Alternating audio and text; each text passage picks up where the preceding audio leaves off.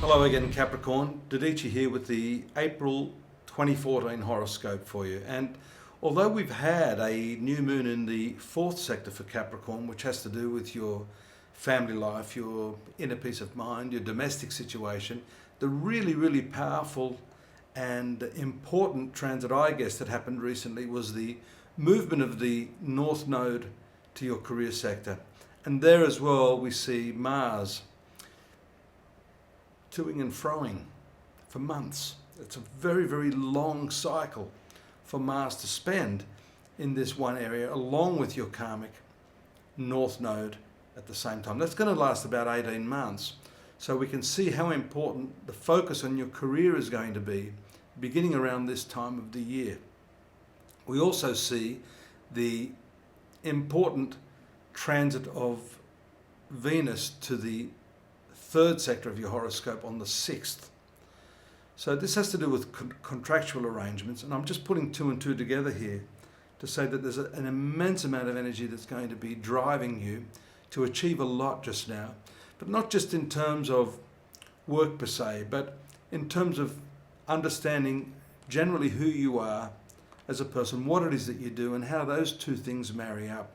If there's been some sort of gap for you, Capricorn, this is the time where you can really get that aha moment which says, yes, I know who I am and what I'm meant to do. I think that's the significance of these karmic transits. Now it's interesting because that future karmic transit is always opposite the past karmic transit. And that past karmic transit is in the fourth sector, which we've just talked about with the new moon, having to do with the areas surrounding your domestic circumstances.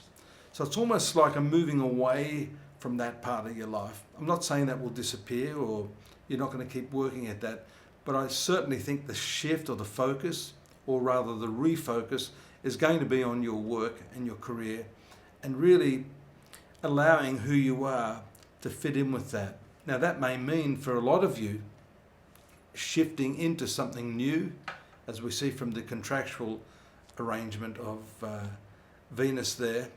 And strangely, Mercury moves to the fourth sector, that fourth sector that we just mentioned, on the 8th. So maybe there's a little bit of conflict there between these two areas of your life.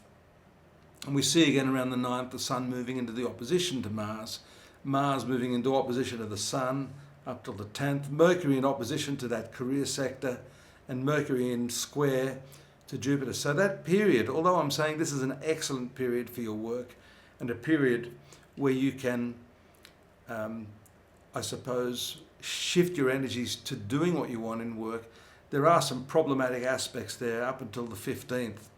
Now at that time, right on the 15th, we see the eclipse. It's a full moon eclipse in this very segment of your career. And that is when I think the understanding can dawn, or rather, we can say the penny drops. If some of you have been really looking for meaningful work, for those of you that are out of work, this can be a time when you can secure the right sort of work. For those of you that have been struggling with the question of who am I? What's my purpose in life? What am I meant to do? This can be a turning point for you.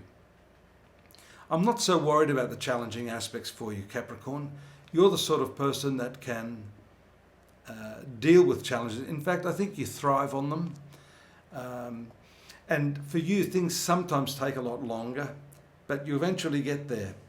We see on the 18th, for example, that third house Venus in an excellent aspect to Jupiter in your 7th sector. So your communication, your ability to convince others of your worth, along with the sextile aspect to Pluto, that intensifies that sort of quality about your personality.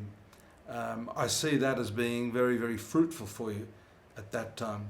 So whatever troubles we see in the first part of the month with those challenging aspects, the full moon eclipse, I think, can turn things around for you. Another interesting thing that happens, I think, is there's a shift away again from those two areas to the romance sector around the 20th of April, when the Sun moves to the 5th sector.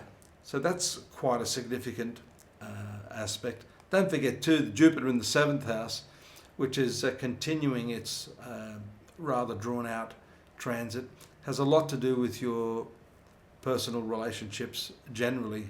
And I think there is a lot of focus in that area, although, as I said, these other important karmic moves in the heavens will give predominance to your professional life at this time. Mercury also moves to the 5th house around the 23rd. I would say you can expect some good times at that time. Mercury being a very humorous planet, giving you a sense of entertainment, a love of humour, and just generally having a good time and feeling creative in your social networks. Venus also produces, as you can see, a continuing string of good aspects, and again around the 25th to Saturn in the 11th house of friendships and social activities. That's sometimes a cool aspect, but it's not a bad aspect. It just gives you a need for a deeper understanding of your friendships and your social engagements at this time. There's some other final aspects at the end of the month on the 30th. Actually on the 29th, an additional eclipse there in that 5th house of romance. I think it's really going to blow that wide open.